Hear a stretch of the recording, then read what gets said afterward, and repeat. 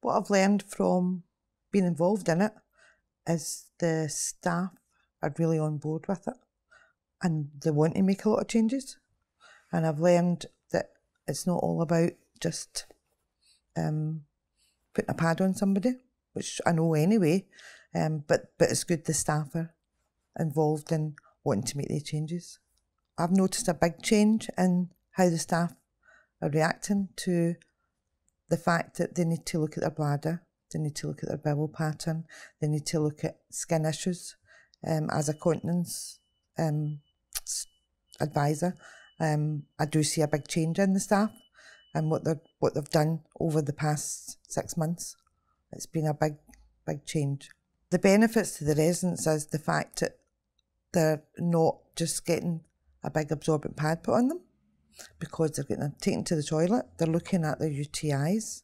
Men in particular have been looked at about putting on a sheath, which is far better than having to wear a pad, and it gives a man much more confidence. And the fact that there's just a big change and the residents are happy about it, that have been involved in it. So that's been a good thing.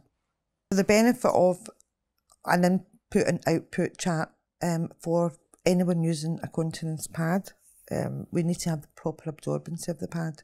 And if we don't have the right information, somebody could be on a pad that's far too absorbent for them, which would cause skin issues. So the whole point of the in and output chat is to get the correct pad and make sure that they're drinking enough fluid, or they're drinking too much, and watching their bowels.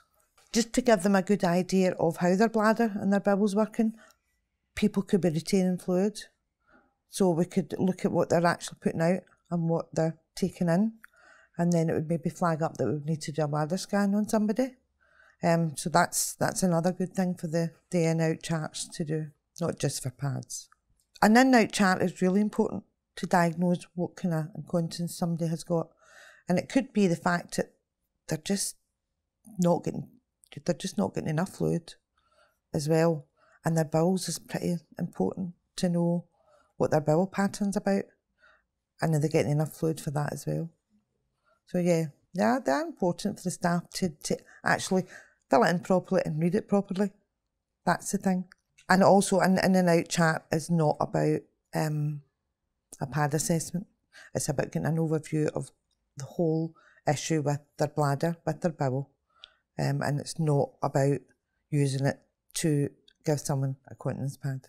It also helps with informed decisions. It does, if they read it properly and it's filled in properly. As an improvement that I've been involved from the Severe Bladder and Bowel Service team, I've really noticed how much the staff were taking on board to improve for the residents and for the home.